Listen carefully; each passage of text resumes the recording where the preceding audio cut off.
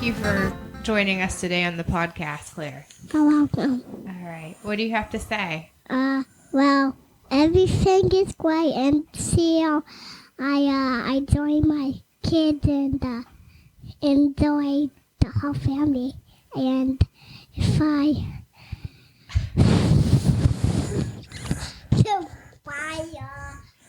All righty. Thank you so much, baby. Thank you so much for joining us. Will you go play? yeah. Okay. All right. Thank you. Love you. Welcome to the Appalachian Podcast. I'm your host, Billy Riddle. With me today is not my co-host, Jeff Taylor. Bodine is currently, thinking he's getting. I don't know what he's doing. To be honest with you, he's doing Bodine things. So today we've got our gracious co-host, Scott Minix. You'll remember him from our North Wilkesboro episode where he said all of 2 sentences. Scott, we might get that doubled up today. I might. I'm not sure though. Well, as you kind of heard, our daughter kind of introed into this episode. This is going to be a different kind of show than most of y'all used to. Number one, Boning's not here for me to rag on, but I don't think he would fit in with this show very well because this show is something that I think myself and the majority of men out there are experts in, and that's women. I think I speak for all men out there when I say this. So, Scott and I will be kind of leading the way on this episode, and our guests today, we'll kind of let them comment off of our expertise on the matter. And as you heard, we're being joined once again by my lovely wife, Tara, today, who is looking very nice. Tara, welcome back to your husband's hobby. Thank you. I'm glad to be back again. I haven't been back since last summer. Are you sure about that? Yeah, I'm pretty sure. No, I mean, you sure you're happy to be back? Oh. Well, I don't know. I'm just kidding. And awful lot has happened since the last time you were on the show. It has, yeah. You've had a lot of different guests, and it's definitely grown since you were doing a show about occupational therapists. Well, I was kind of more talking about you as well. Your belly kind of grown there too since we started this whole mess, didn't we? Absolutely. Yeah. So a big change for us, of course, was having Benjamin. So the last time I was on the show, I was not pregnant. So that was back in June or July, I believe, of last summer. So in August, we found out that I was pregnant again, and here we are now. And that's the theme of this show. Yeah. So it's kind of mind-boggling to think how far we've come along and some of the wonderful things we've had happen actually in the last couple of weeks that we'll talk about a little bit later. But, maybe if Tara didn't get pregnant, who knows? I might be on ESPN right now. It ain't no telling. So I'm just kidding. It's the best thing to happen to me in the world. I love having a son. It's amazing. And I feel for those out there who don't, like the people who play our opening music. It's all right, Josh. So that actually led us to our guest here today, Karen Winstead. You are, what is your title at the New Life Birth Center, I guess? Nurse midwife. So you do the midwiving. So if anybody out there don't know that, somebody who delivers babies, do you run the center over there? Is it your baby?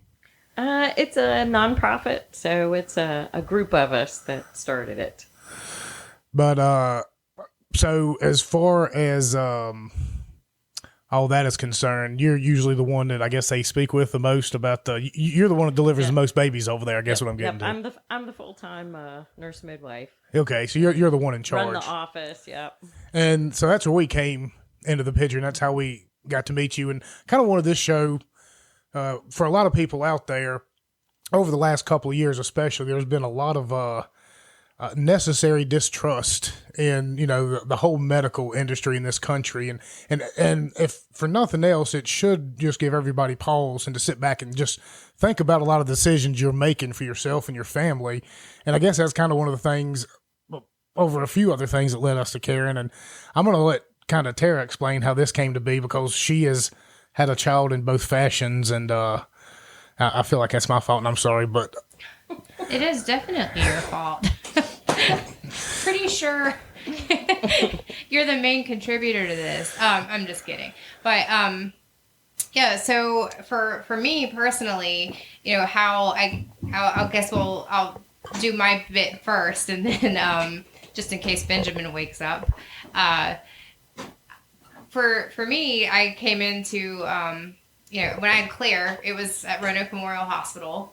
And it was a very medical model experience, just very, kind of cold and just not the type of care I guess I dreamed for it to be. It wasn't the type of delivery I really wanted. And then even the aftercare wasn't exactly what I had dreamed or envisioned either.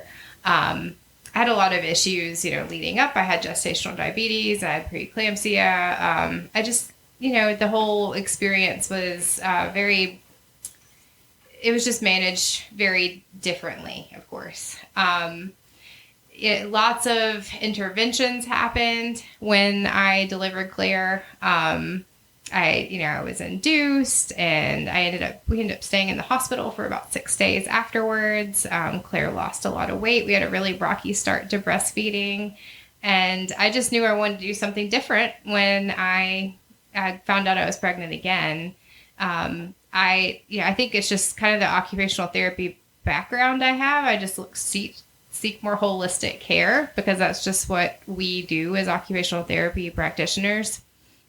And I was interested in the birth center, and luckily we live really, really nearby, which is really neat. We actually live within walking distance of it. So I sought out Karen services, and, I learned a lot about what it's like to give birth in a birth center. The care was a lot different than when I was at the hospital, for sure. It was a lot more personalized, and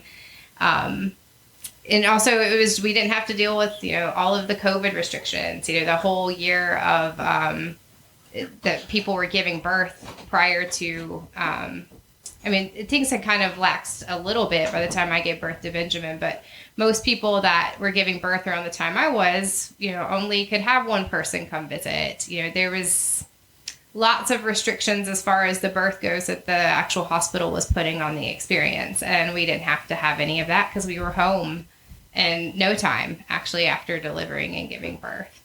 But yeah, that's a little bit of a background on how we ended up.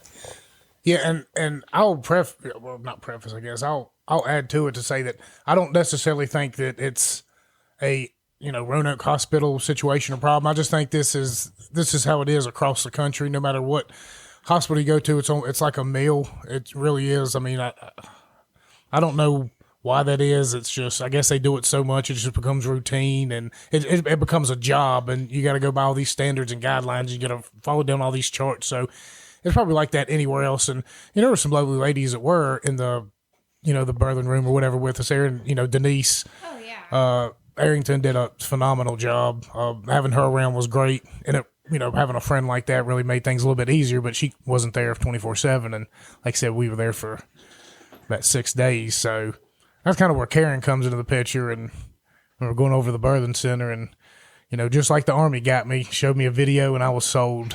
Yeah, I would say, like, of course, and the labor and delivery nurses were phenomenal at RMH. They were very sweet. They were very kind and caring. But I think for us, I guess where it really went downhill too was the aftercare as well. Like, that's when things became very not personalized. We were, nobody was checking in. We didn't know what was going on. We spent a lot of time not knowing what was going on. And that is very true of the medical model. And when you go to a hospital, you just wait. You sit around, you wait, and you wait for somebody to come give you an answer. And it's not very personalized care. And anyway, you definitely hit on a point. Like, Karen showed us a really great video when we went on our first day. And then I'd even watched a documentary on the business of being born. So I'm sure Karen can speak a lot more to that than we can. Yeah, so the little video that we show everybody was made in a birth center in California.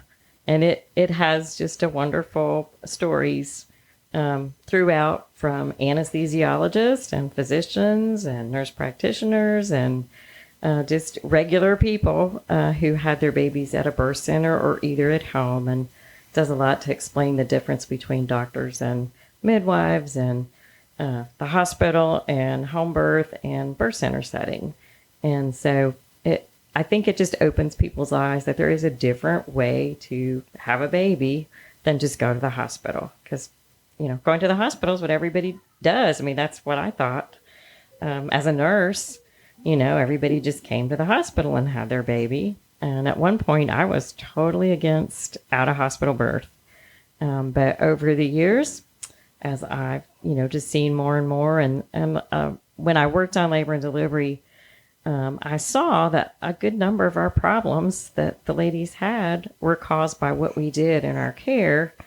And so, that was one of the reasons I went back to midwifery school, was just to try to rectify that situation so that we weren't causing problems.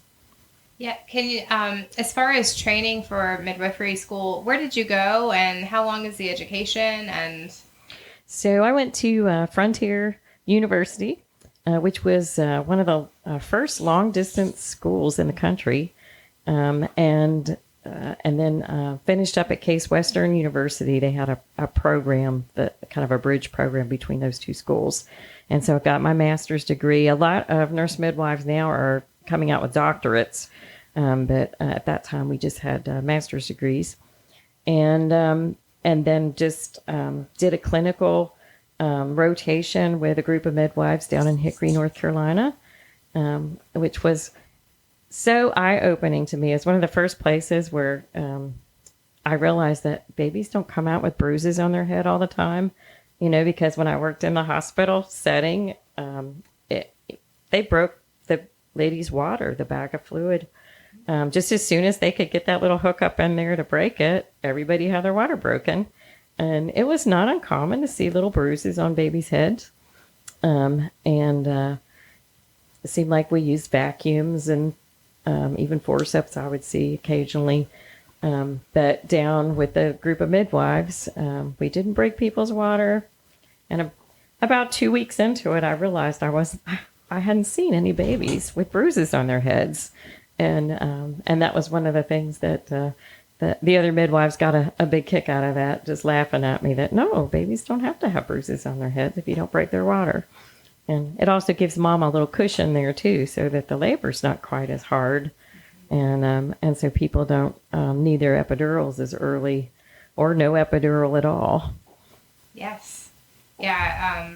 And as far as, for me, I think that a lot of the medical interventions that I had with Claire influenced my breastfeeding journey and made Claire very drowsy and sleepy and not really wanting to nurse. So we got off on a bad start, and that kind of started this cascade of events. And the nice thing about a birthing center is none of that happened. Yeah. Well, and, our goal is to prevent gestational diabetes. So if somebody comes to me, and especially if they've had a history of gestational diabetes, the first thing we do is start talking about nutrition and diet and exercise and the role of keeping them healthy. And we do that with every patient that comes through, even my GYN patients that just come in for their well women's checkup. I try to give them a little bit of information on a healthy diet and exercise, because I want people to be healthy regardless of if they're pregnant. And it helps when they do get pregnant if we've already got them into a healthy state. Absolutely. And as far as holistic care goes, I think that's a big difference with going the midwife route and a birth center versus going to obstetrics. They do look at your numbers. They did send me to a dietitian, and they talked about carb counting. So I had that, but it wasn't this constant. It was usually just, how many carbs are you eating? Let me see your numbers. Okay, we're going to put you on a pill. It was very fast, actually. Like from the moment that I was diagnosed to, okay, here's some metformin. And then that seemed like a very slippery slope. from metformin, then it went to insulin. And thankfully, though, with this pregnancy, I ate really well. And, Karen made sure I was eating well, but also the exercise piece too. We talked a lot about exercise, and I did find that if my numbers were high, if I just walked up to the courthouse and back down, my numbers would go back down. It was just as effective as taking insulin, if not better, because it was an instant fix. I would take my sugar 10 minutes later and it would be within normal range. Scott, what's your thoughts on gestational diabetes and traditional medical care versus, natural remedies? I just walked in on this conversation, so. So, I guess to make things, to put things into perspective as well, if somebody's listening to this or knows somebody who's pregnant or thinking about getting pregnant, you just want to consider all your options. You want to, at least understand what you're getting into and the benefits and something. So, Karen, I guess if kind of recreate our situation, somebody's coming in there to you and seeing what your services are and what to expect, kind of what would you do to walk them through it to help them understand? So we offer a free orientation visit where you can just come and see the little video, walk through the place, meet the staff, and just try and talk over some of your concerns and give you, things like, well, what do we do if we have an emergency? Or, what if we have to go to the hospital? How all those things work, because sometimes people do need to go to the hospital, but we have plans in place for things like that. I think probably the biggest question I get asked is, can I have a water birth? And that's probably the thing that attracts people most to the birth center, is that they can have a water birth. And we have found those to be very helpful for people to have that tub available. I wasn't real convinced. That was another thing I was not convinced about at first. It seemed very strange to me, but I took a little class about how to do water births and started doing them. And the more I've done them, the more I like them. There's a lot less hands-on for the midwife. Because the water puts a lot of the pressure back. We used to put a little bit of pressure on the baby's head, or a little bit of pressure on the woman's bottom with our hands when the baby was coming out. But when it's water birth, it's all hands off, and we just kind of help the mom through the contractions and let the babies come out easily without any force, and just taking our time. I think one of the biggest things for me that I have realized after doing out of hospital birth is the difference it makes for fathers. I had no idea how much it meant to the dads to be included, and how much it meant to the moms to have the dads included. It's kind of like the man in the relationship is her security, and if he is there and he is helping her right alongside her, it seems like women have a lot less tension and anxiety, and just feel more protected. And even if all he's doing is holding her hand or supporting her weight or just rubbing her back, it seems like to me that women do a whole lot better. And men actually feel a part of it and bond with their baby better. And so I think that was a big thing we were missing in the hospital, that, we didn't even realize how much difference it makes, because we just kind of relegate the man to standing over in the corner and holding her hand and, let us do all the work, Yes. And, I don't really remember Billy helping with anything as far as Claire's birth goes. I just remember being so kind of sedated and out of it. And I didn't have a C-section.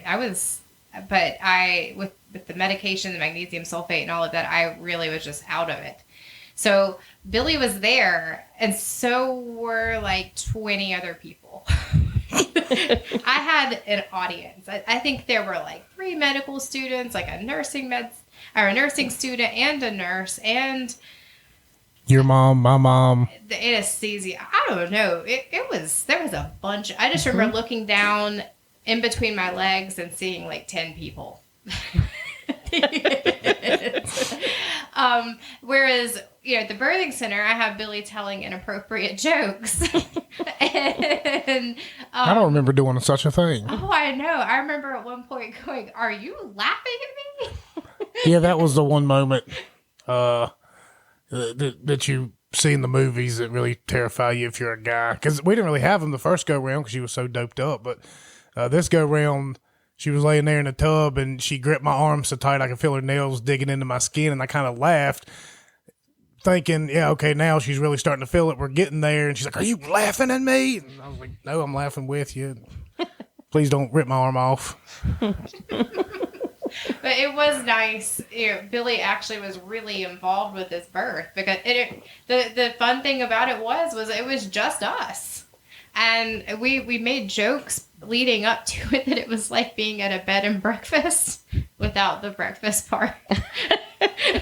I suggested that, though. Yeah. Billy suggested that Karen add that to her services. That the next day you get a breakfast cooked for you. I have to get me a restaurant license, won't I? Yeah. So it really was a much more subdued experience. The lighting was great. It's a very homey environment, very calming environment, and it was just we had Kayla, right? Mm-hmm. The assistant, and Billy and Karen, and that was it. There weren't medical students coming in, and that's okay. I understand that they need to learn too. I've been there. I work in the healthcare industry, and I understand that they need to learn. But when you want a more intimate birthing experience, the hospital is not necessarily the place you're going to get that for sure. Yeah, and we do have students occasionally, but our rule pretty much is the student has to be with you during your prenatal visits to get to know you, make sure that you guys are compatible, that the student's not making you more nervous.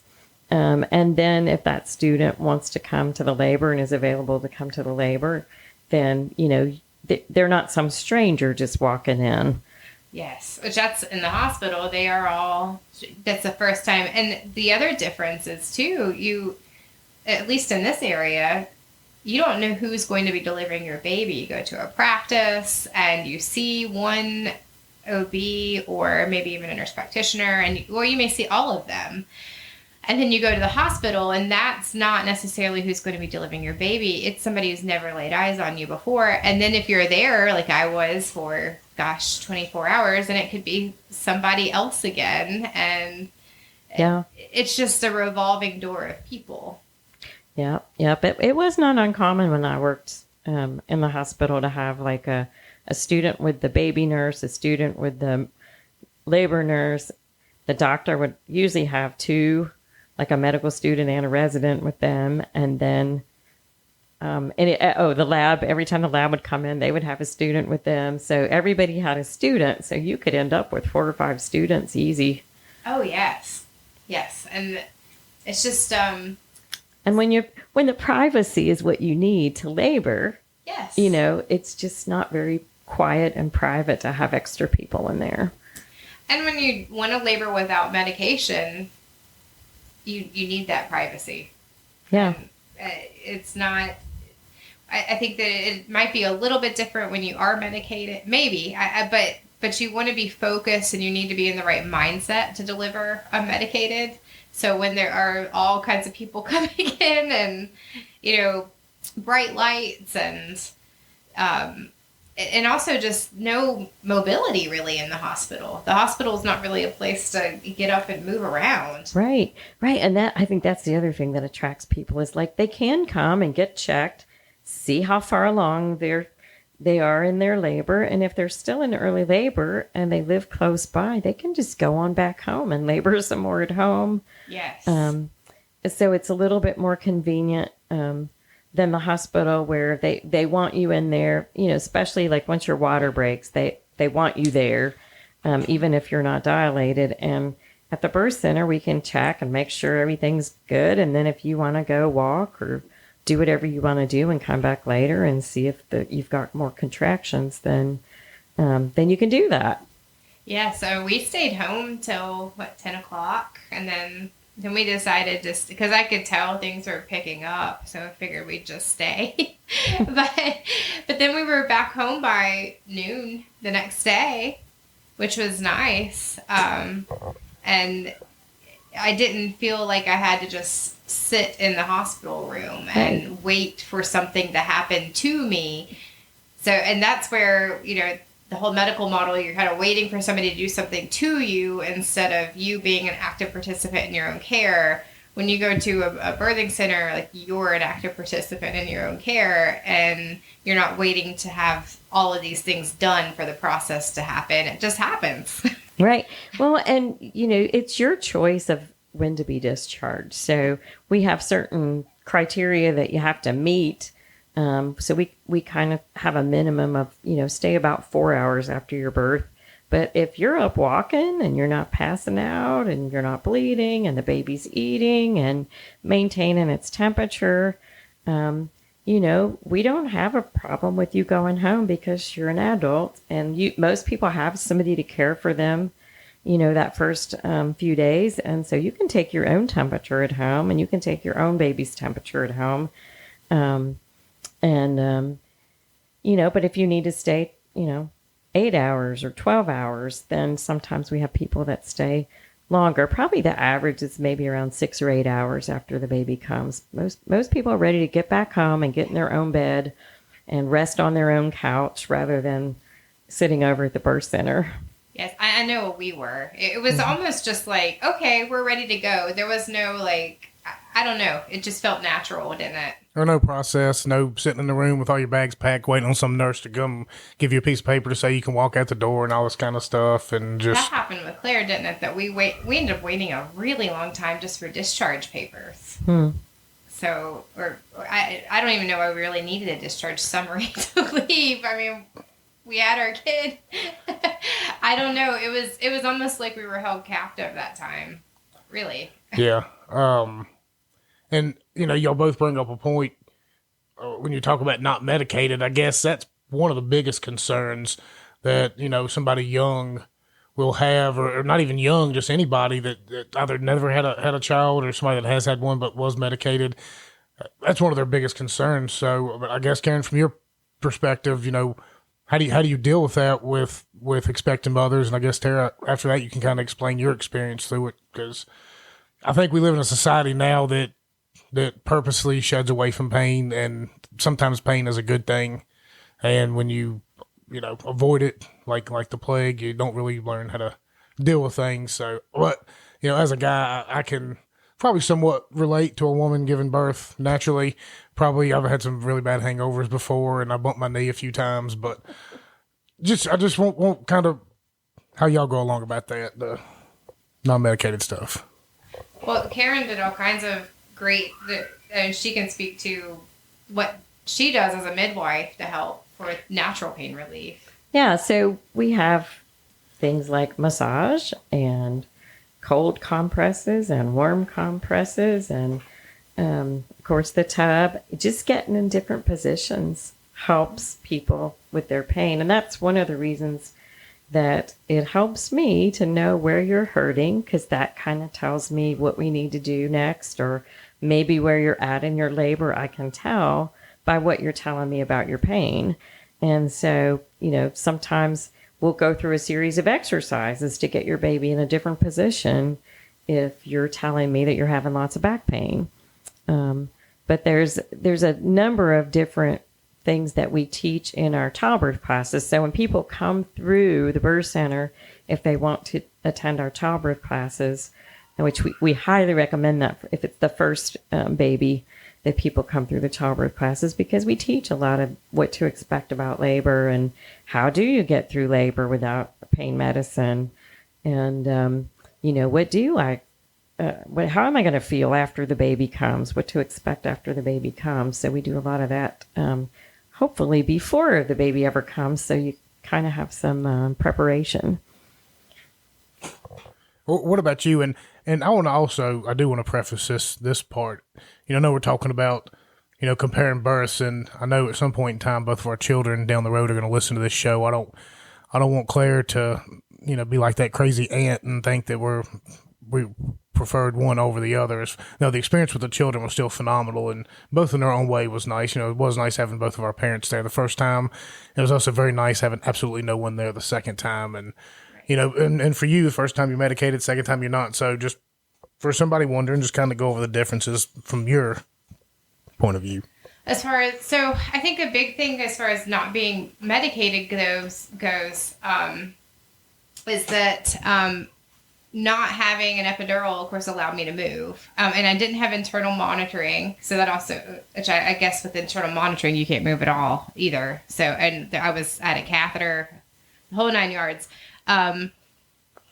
I probably didn't handle, I feel like I didn't handle the pain control side as well as I should have. But I read a lot of books, did a lot of, there was some good hypnobirthing books that I read. And then I think too, one big thing that really helped was the water. It was such a big difference, like laboring. And then once you get in the water, it's like, this is a nice relief. So, that was a huge difference. And just like the water on the back was a big relief. A lot of the pressure relieving techniques really helped. And it really wasn't as scary and as bad as people make it out to be. I don't know. They make it out to be just terrifying that, why. I remember when I was telling people I'm going to have an unmedicated birth, they would look at me like I had two heads or say something like, good luck with that. Or, you're going to be begging for an epidural. It was always something like, which I get that. I do. But I think that's partially because they've, society's made unmedicated births almost taboo. Right. Well, and not everybody has as much pain. That's one of the things I've realized over the years is some people don't have near as much pain as other people. And you really don't know till you get into the labor, because every labor is different, how much pain you're going to experience. And, if what we're doing helps. Because most of the time we can get people comfortable enough that they would rather stay at the birth center in labor than get in the car and go to Roanoke and get an epidural. So it's, once you get far enough into it, your hormones kick in too, and they help you get through it. And if you have a medicated birth, your body turns off a lot of your own natural painkillers and some of those hormones. And so you don't have that benefit. But when you don't have the pain medication, then your body continues to make its own natural endorphins and the hormones that help get you through too. So that's a big difference for medication. And one of the things about getting medication, I see people when they do go to the hospital, they'll think, well, I'll just get a little bit of medication and see if I can get through this. Well, once you get that pain medication, your brain turns off your natural painkillers. And then when that pain medicine wears off, you're in worse shape than you were before you got the pain medicine, because you don't have your own natural painkillers building up.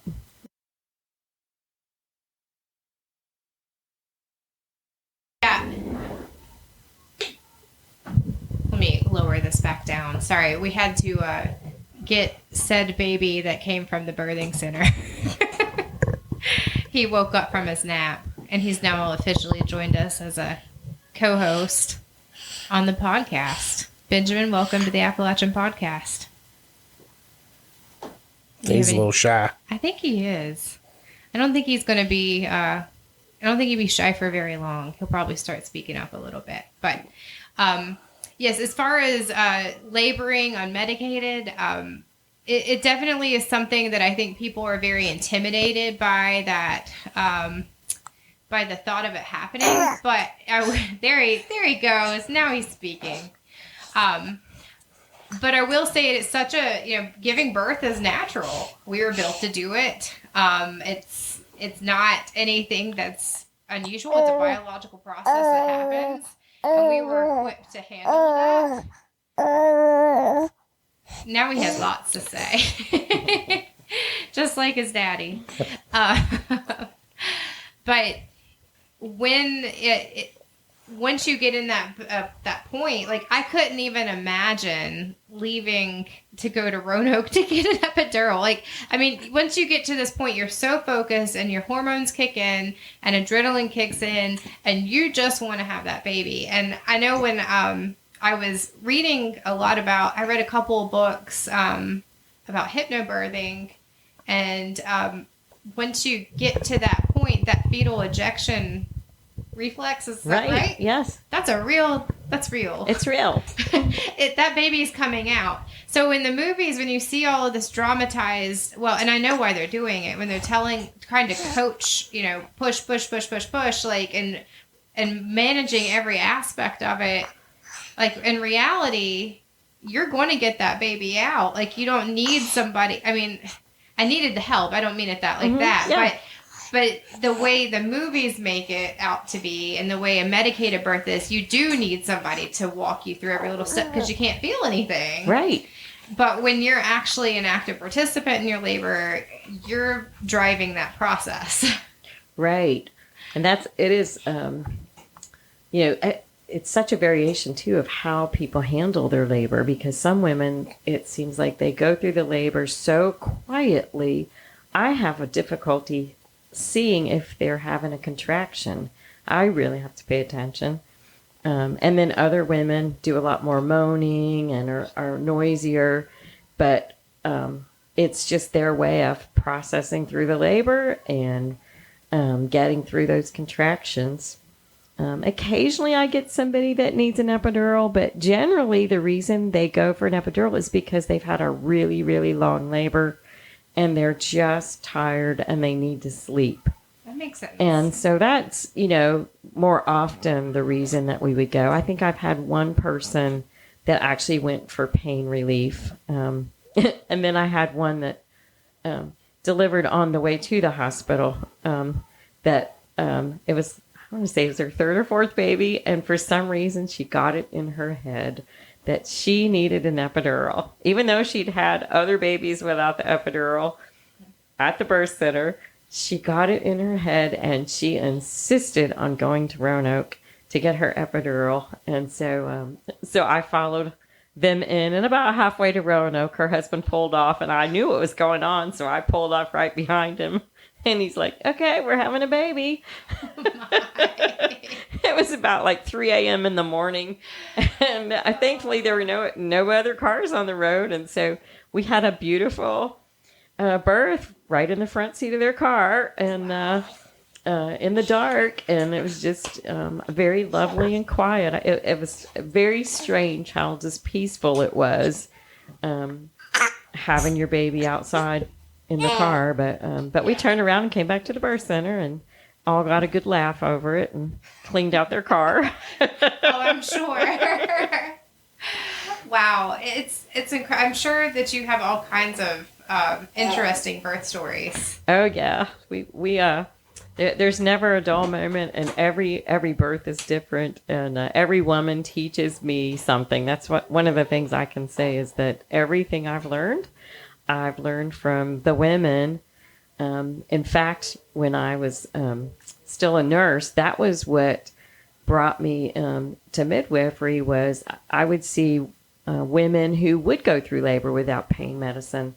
When I was out here at the small hospital out here, Franklin Memorial, when they had an OB unit, probably a third of the women had an epidural, and a third of them had a shot of pain medicine, and a third of them went through without anything. And that was really my first experience learning that, people really can get through labor without pain medicine. And so I always say the women taught me that, this is possible and it works, and not everybody's labor is really long, and they can actually move around, and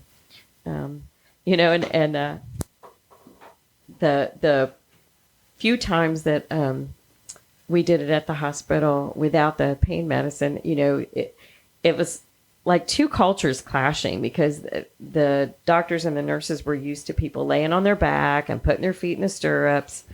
Well, if you don't have an epidural, it's almost impossible to lay on your back with your feet up in the stirrups while you're pushing.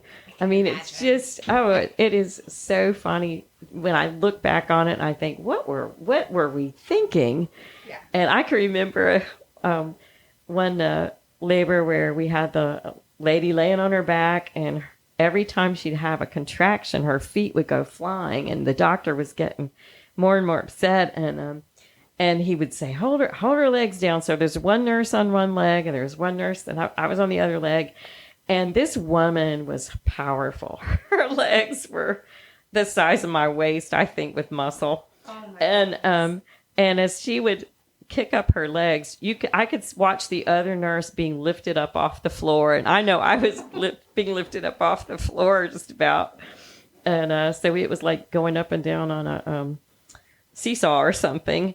And finally, the doctor relented, and I was like, can I just let her turn over on her hands and knees? And as soon as she turned over on her hands and knees, she was like a different person, and delivered the baby not too much after that. But that was just one of those times when I just, it doesn't make sense to have a woman who is not medicated, laying on her back, being hooked up to monitors, and not allowed to get up and move around. And that's one of the reasons people need more pain medicine in the hospital, is because you can't move and get where you're comfortable. Right. I can't imagine not moving, because that was critical to feeling, because I bounced on the ball for as long as I could till it was time to get into the water.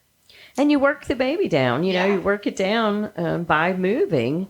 Helping the baby get in a good place. We call it the labor dance, because people just move around and move their hips and do their slow dancing and things to help get that baby down. That's a really good point. And I think too, in general, aren't labors shorter that are unmedicated? Yeah. The epidurals tend to make longer labors, but the a lot of times they give them Pitocin in the hospital to help counteract that of the epidurals and the pain medicine slowing their labor down. So they'll sometimes then give them Pitocin to help their contractions. So, you start down that path, and it's like they add one thing, and then they have to add another thing, and then they have to add another thing to keep correcting for the side effects. Absolutely. And that's something, and I hear that too, just among friends and family, that, okay, I went in the hospital for this, and they gave me this drug, and then it led to this happening, and then it led to this happening, and then the baby's heart rate dropped on the fetal monitor, and they immediately took me in for C-section.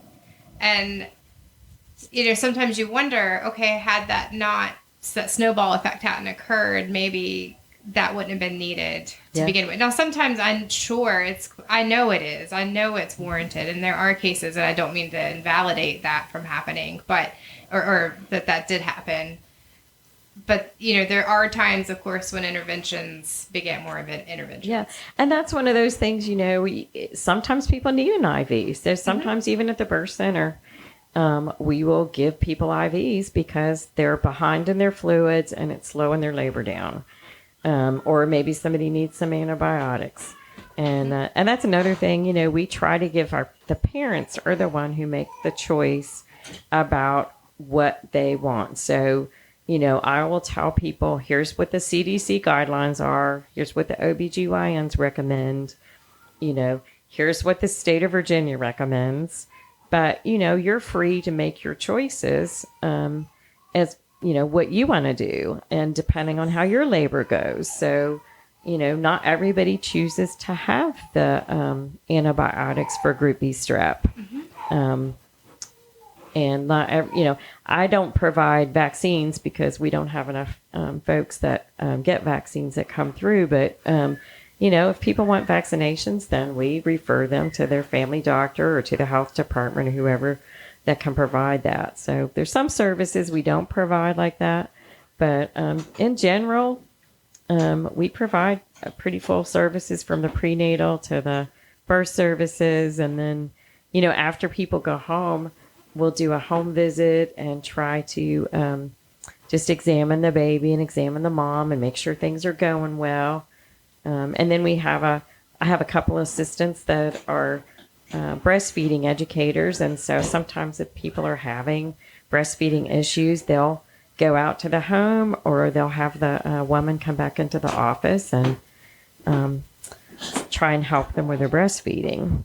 So, and usually, and I like to see my babies like at 1 week, at 2 week, at 3 weeks, just to make sure the baby's growing well and that things are going well. And even though we call it a baby weight check, I get a chance to see my moms and make sure moms aren't having too much postpartum blues or, having other issues going on through those first 3 weeks. And we found that to be really helpful for some moms, just to have that contact of, especially first time moms trying to make that adjustment can be pretty tough.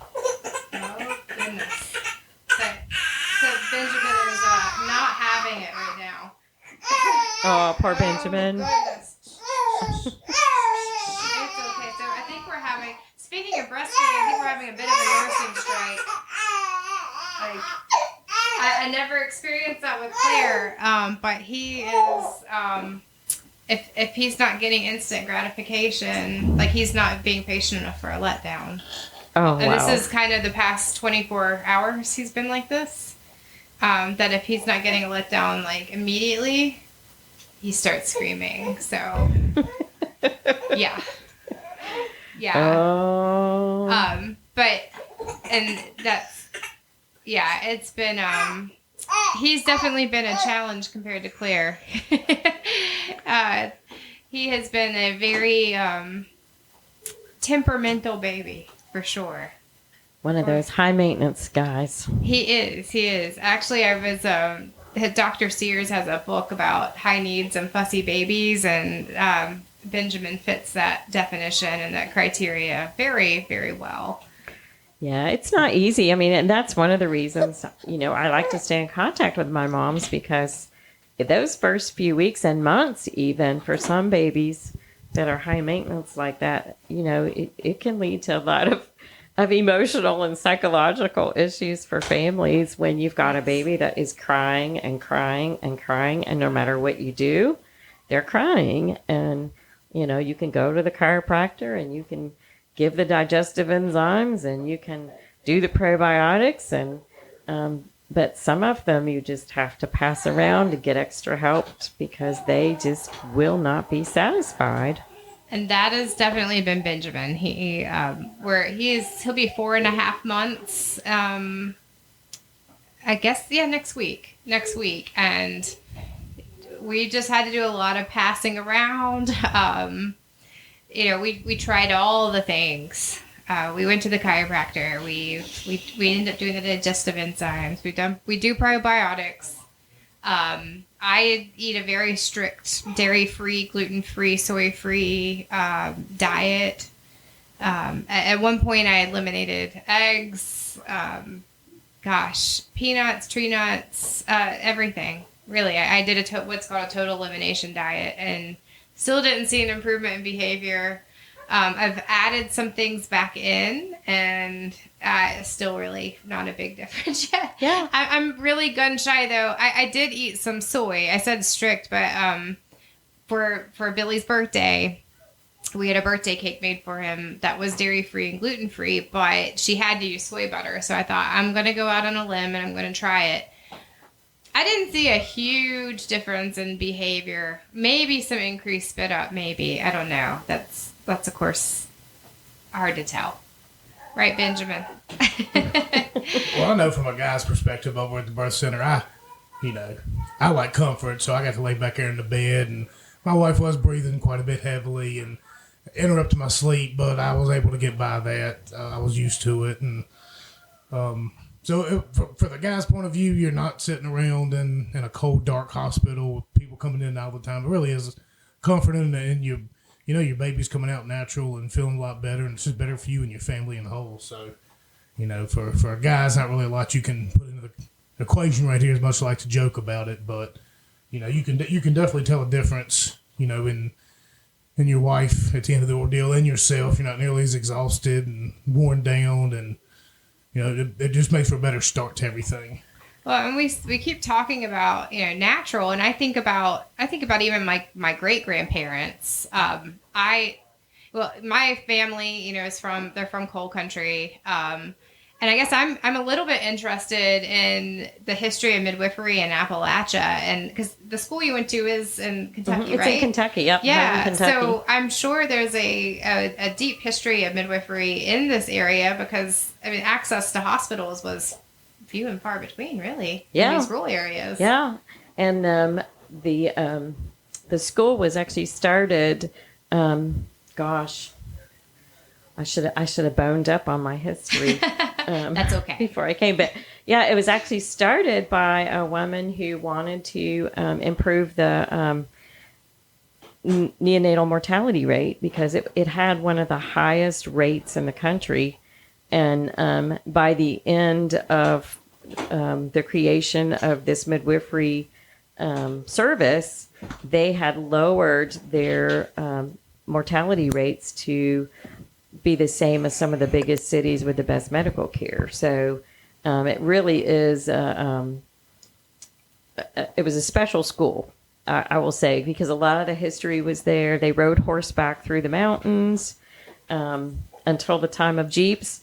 And then they would ride the Jeeps up the creek beds because there were no roads. And so there was lots of great footage of them carrying patients across swollen rivers and things like that. There was one story I remember they told us about a man whose wife had died in childbirth, and he apparently they didn't call the midwives or couldn't get the midwives there in time anyway. He rode his horse down with twin newborns on either side in his saddlebags, and his cow in tow, and left the twins at the hospital there with the nurses and his cow so that they would have something to feed the twins until they got big enough to come home. Wow, that's something. Yeah, and they would. Every family in the county would pay $5 a year, which was a good sum at that time. And they might pay it in milk or they might pay it in eggs, but they would do $5 per year.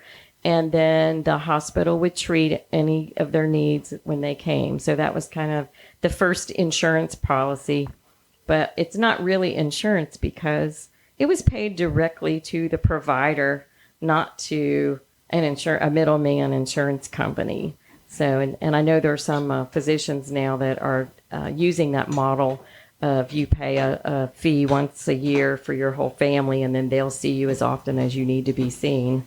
But they usually limit how many people they can see so that they can actually see you when you need it. I'll think of the lady's name in a minute. It hasn't come to me that started all this. She's a wonderful character. And there's still a bed and breakfast there. Her old home at Windover is there. I can't remember her name. That's okay.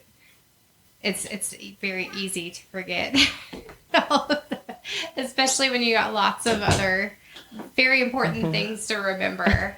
Of course, but gosh, I my grandmother probably was the first to give birth in a hospital in my family, I would imagine. My great-grandmother had 12 children at home. And that just used to be the norm. Yeah. And then things have changed. And because, gosh, the closest hospital they lived in between, I guess technically, I guess their address would have been Bandy. But in between Ammonot and Bandy in Tazewell down in Southwest Virginia. And all 7 of you who know where this place is that are listening, and 6 of them are her family, so. Yeah. But getting to a hospital would have been just not practical. Yeah. Well, and that's why, the midwives they would just take their bags and ride to the cabins and just deliver the babies at home because it was much more practical. Now, I'm a guy of diversity and equality, so I was just curious, how many men are in the field of midwiving? I know of at least 2. Oh, wow. That's 2 more than I would have expected. Yeah, I find most of them working in hospitals as hospitalists, where they just only work in the hospital and just. Yeah, I figure it's much easier for a male doctor to give birth to a woman who's sedated. It probably honestly does take the patience of a woman to be able to do that. And I get, for whatever man might be able to do it, more power to him. That's kind of an incredible feat because I don't know. I'm probably not speaking for all men, but my patience isn't quite up to par to be able to deal with a lot. Well, I'd say that probably the majority of nurse midwives work in a hospital setting, and they work around epidurals all the time. And so most of the out-of-hospital midwives tend to be certified professional midwives, which are non-nurse midwives. And so, that's an option for people that want to do home birth, or sometimes they'll have a birth center that's run by certified professional midwives. Depending on people's state, that might not be legal. In Virginia, it's legal for a certified professional midwife. The only problem is that the medical board refuses to let them give medication for things like hemorrhaging. So even though they're trained to give it in their training, which it's just an injection, it's just a shot, just like people give insulin, it's just an injection. Right. People give it to their horses and their cows and stuff all the time, but for some reason, the state medical board will not let the certified professional midwives give you a shot of Pitocin if you're bleeding.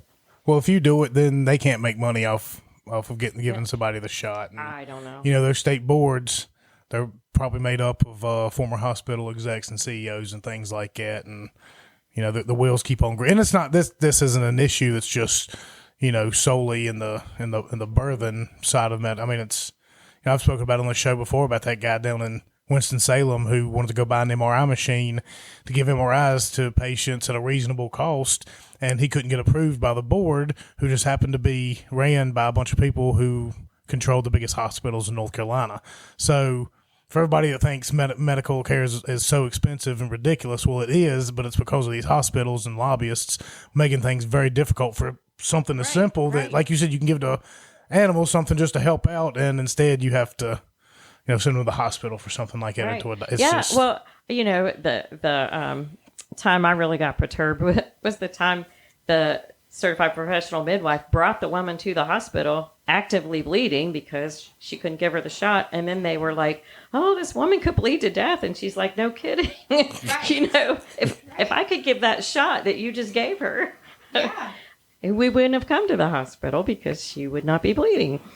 And so it is really not fun. But yeah, that's one of the reasons a lot of us birth centers in Virginia don't want to be licensed, because we don't want to have to worry about the government coming in and trying to tell us what we need to do and what not to do. And it does affect reimbursement from insurance companies, they say. But I've not heard of a lot of insurance companies that are reimbursing birth center facility fees. I mean, there may be out there, but, when we tried to get any type of insurance reimbursement, it was such a small amount that they were reimbursing. It didn't cover our costs. So we've actually done better with, just having people pay us. And then I can bill their insurance and try and get them some reimbursement, or at least have it count towards their deductible. But, most of the time we're falling under their deductible limits a lot of times. If their deductible is $5,000 or more, then the whole cost is going to fall under the deductible anyway. And for us, we had Benjamin's birth paid off, before I gave birth to him. I just paid Claire's birth off like a couple months ago. Wow. Yeah. 3 years. Yeah. And that was thousands of dollars. And that was I had Aetna as a full-time Carillion employee at that time. So, wow. Yeah, it was expensive.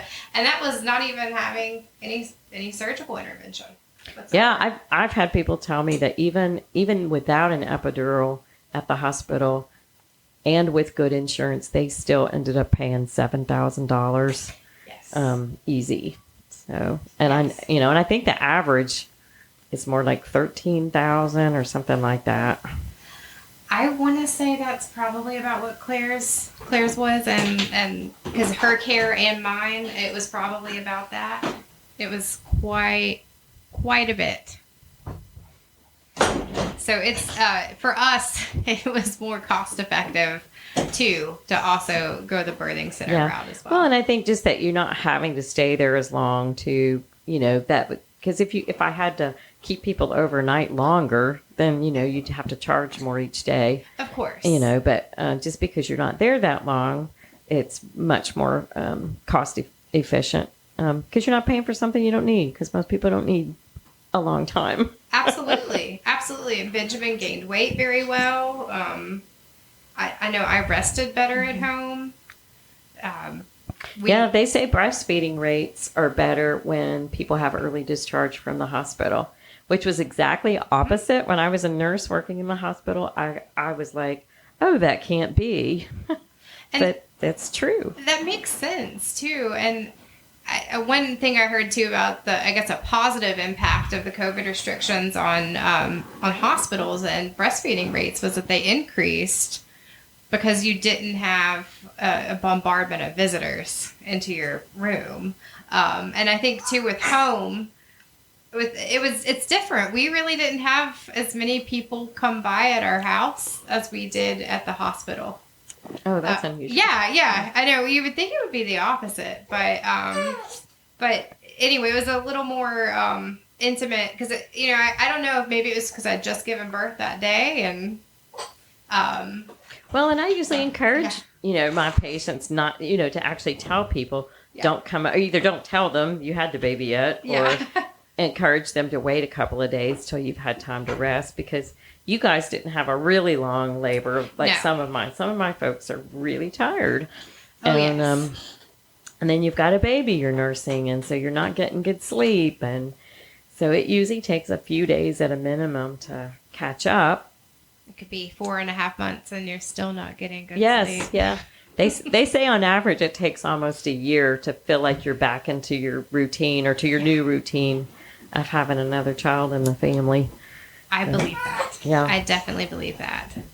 Well, I think it's super important, vital, and super important for people to just go out there and figure these things out. Like I said earlier, it's very hard to figure out who to trust these days. Even the information you can find on the internet isn't always accurate. So, just go out there and inform yourself as best as you possibly can. This is a very important, part of your life. Your kids, and in the very beginning, straight out the gate is how you want to tackle it the best. Well, and I think too, just here we're very fortunate to have the birthing center in our region. I mean, we live in an area, a rural community with, we live near Roanoke though. So I always come from the perspective, sometimes I forget that I live so close to Roanoke because I lived so far away for so many years in a very rural area. But nonetheless, you need to be educated on options. We're very fortunate to have really good options and very good care. And, you don't have to just do what you've been told to do all these years. Yeah, and you need to look at all your options and choose where you feel the safest, because that's one of the ways that I encourage people to figure out what's best for them is, where do you feel safest? Because wherever you feel safest, that's where you'll labor better. So if you feel safest in the hospital, then you'll do better in the hospital. If you feel safe at home, and that's your safe spot, then you'll do better at home. If you feel safer in the birth center, then you'll do better in the birth center. And everybody's in a different situation. So, if you're living with your in-laws or a small apartment and you feel like, well, I really don't want to have my baby at home because all my neighbors can hear me if I'm loud, or that kind of thing, then, you might want to check out a birth center. And every birth center is different.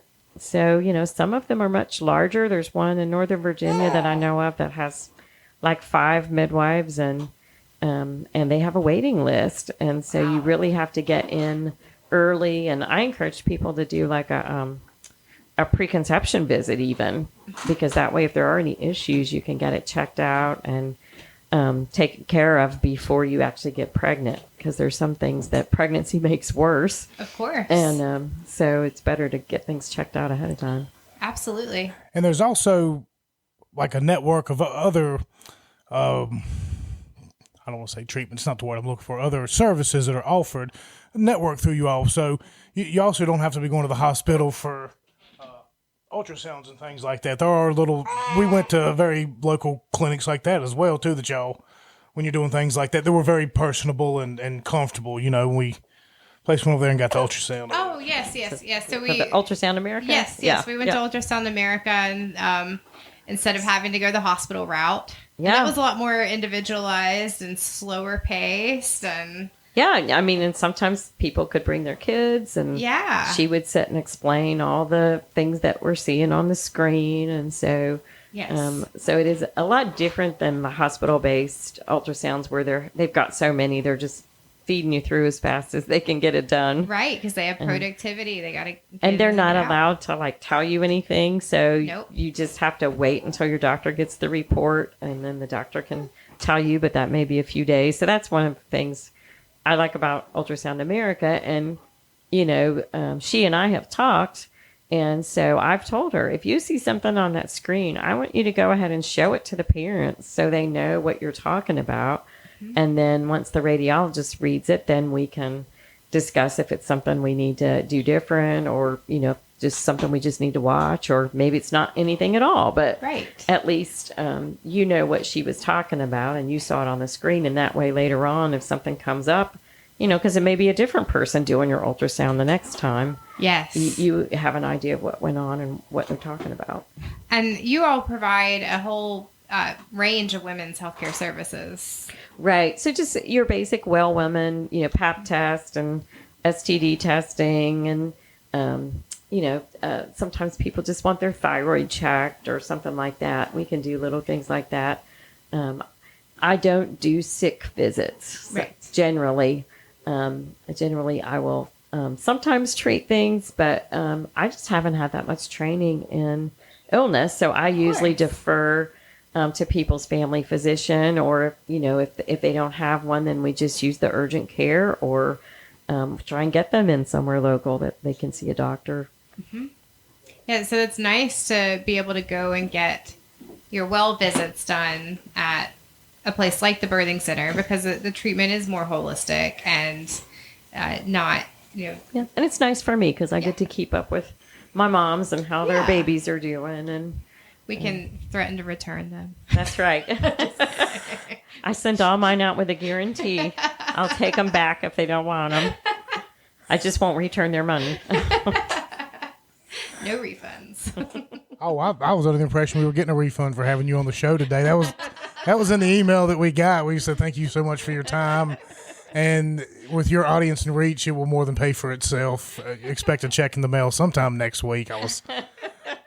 That's just the email I got. It wasn't from you, Karen. Oh, wow. You must have somebody in your office. Oh, wow.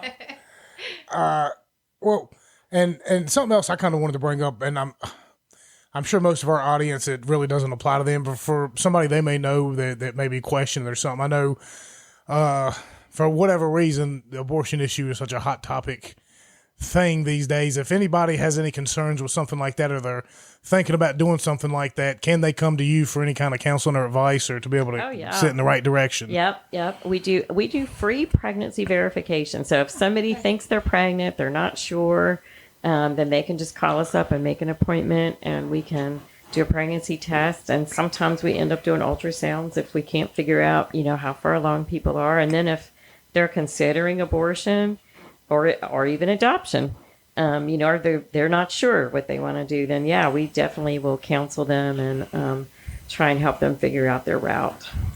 That's good. It's good. Yeah. Well, I think as far as Tara and I know I speak for the both of us when I say we really can't wait to use your services again. Mom, I hope you're not listening. Well, this will be a good test to see if she does. Because if she doesn't mention this, this will be a litmus test. If she doesn't answer this, then we're going to go ahead and we'll start working on number 3 here soon. But if she does listen to it and she shows a sign of faith like that, then maybe we'll reconsider and hold off a couple of years. Oh, we're joking because, and really, really joking, because Benjamin has been absolutely so challenging that my mom has said many times, I don't think you all should have any more kids. So there we are. Yeah. So we'll see if she's actually listening to this episode. Well, it's nice to have a mom like that can help you out. Yeah, It it is, Karen. Well, thank you for joining us here back for the end of the show, Claire. You're welcome. Did you have fun playing with your babysitter? Yeah. Who was your babysitter? Scott. He wants to sing to me, and instead he, All right, no more blowing into the mic, baby. Okay. You can talk. Yeah. And also the nice thing, too, about going to the birth center, Claire did accompany us like one time, and Karen had some toys for Claire to play with, and she talked about that for a really, really long time. And she loved going, but... I also look at all the pictures of the babies on the wall and everything, which Yes. I don't know if we sent one over there to get him up on there yet, but we probably should. We've been so busy, I haven't even done a birth announcement for him. Oh, well, in case anybody out there didn't know, we had a child back a few months ago.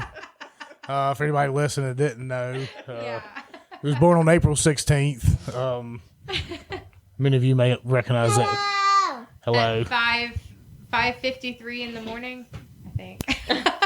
It's all a blur now. yes, it is a body. It is. How is it great, guys? Well, this episode has definitely been a really fun one for anybody out there thinking about having kids. At least it'll give you kind of an idea of perspective. Because this show's been a lot of fun. I really wanted to do it and really wanted to get Karen in here and really wanted to talk about all these kind of things because I am somebody who very much so is very questionable about anything that's put out there mainstream wise. I think everybody should dig deeper and find something that you're comfortable with. And I think And I think that was a comfortable way to go. And all being said, we've managed to try and do this show with kids coming in and out, 4-month-old coming in and out, whining and complaining. So it has been a little bit challenging. But I guess if there was any show that something like this was going to take place, this would be the guest for it to happen to. So So thank you for being so understanding, Karen. Well, it's been a pleasure. You're welcome. And instead of me, Yep. Thank you guys for having me. yeah, so I've had an absolute blast, and I hope everybody out there will take this very seriously. And if you know anybody that's pregnant or having kind of issues, Karen, tell them where they can find your office building at and find you on social media and things like that. So our office is at 610 South Main Street in Rocky Mount, just a couple blocks down from the hospital. And our phone number is 540-482-0505. And our website is newlifebirthcenter.org. Excellent. And for us, I just wanted to thank, of course, Scott, who is a very underrated member of the Appalachian Podcast. He doesn't really get on the mic and say a lot when he does.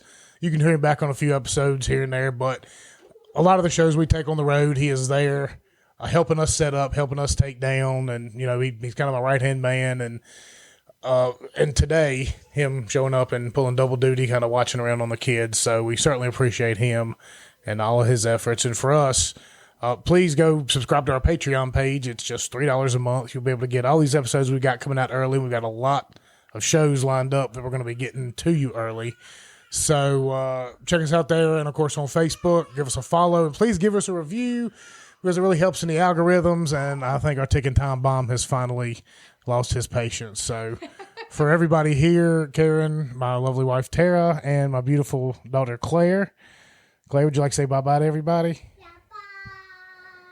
bye. Thank you all again for joining in, and we'll see you next time.